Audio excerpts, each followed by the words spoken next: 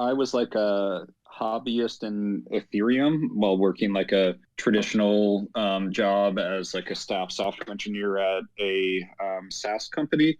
But I got really into Ethereum in like late 2016, early 2017, and first started off as just like an interesting thing that I was researching and bought some ETH and watched it rise and fall in value.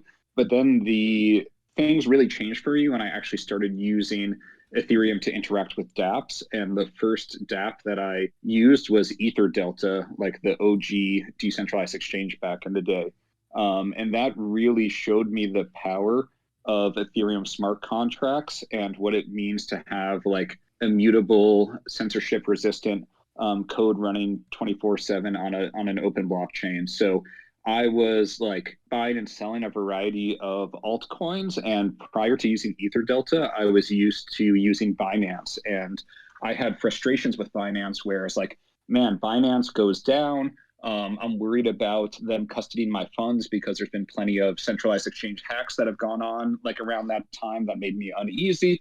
And there's sometimes when I really want to trade, but like Binance might be down and they won't let me execute that trade. So when I started and there was only a subset of assets that I could trade on there. So when I saw EtherDelta, flaws and all, I was like, wow, this is incredible. Like I know that my funds are custodied by an open source smart contract. I know that as long as the Ethereum blockchain is running, like I'll be able to trade. And I can also trade any asset that I want for better or for worse, right? So that just showed me some real material benefits of these decentralized applications. And that got me really, really hooked.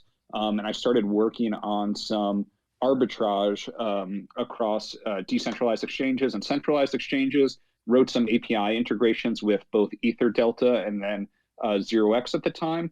Was really impressed with the code that 0x had, and ended up joining there and working there full time, where I worked at 0x full time for about 2 years before going independent to pursue some other ventures. But during that time at 0x, I definitely learned a lot and have like a huge amount of respect for that team.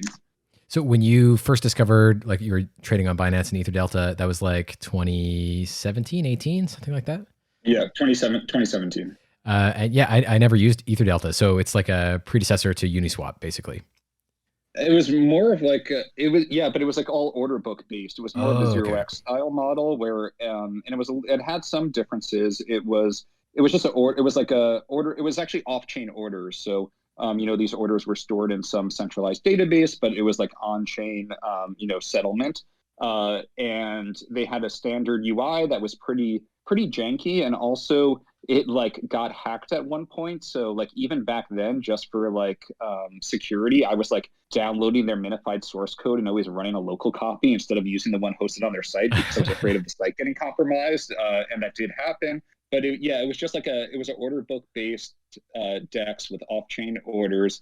And it was pretty funny because there'd be a lot of fat finger orders that arbitrage bots would take advantage of as well because there's no validation on the front end. So people might try to sell something for like zero point 0.6 ETH and fat finger like 0.06 ETH. And there were a lot of losses that happened on there as well. And as well as big market inefficiencies between EtherDelta and the centralized exchanges because it was only like a relatively small group of hobbyists that were using EtherDelta. And that's what I think like allowed for some of the market inefficiencies that I was able to take advantage of at the time.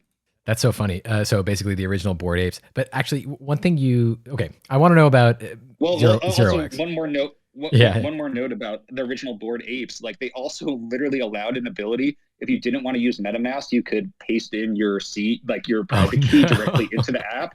But like it worked, and like it didn't actually send it off anywhere until like for a few days it got hacked, and it was. So that's the other similarity to Bored Apes is that they have you pasting your private keys everywhere. What was that most recent? The DeFi company that got caught asking people to input their seed phrase? I don't remember. It was like, Oh, I saw that. I don't remember who that was, but yeah, I did see that was an option for logging in. So I guess that's still happening today, surprisingly enough. but actually, what it really reminded me of, from my personal experience, is Arweave. Actually, where you at least back in the day when I was playing with it in the summer, 2021, you just dragged in your private key, right? There's a JSON file they expect you to download, and then like in the early like versions of it, you would just like drag and drop that JSON file into a web application to interact with Arweave. It's interesting because I guess Ethereum was the same not so long before I got involved, but Mhm. just didn't have to experience that part.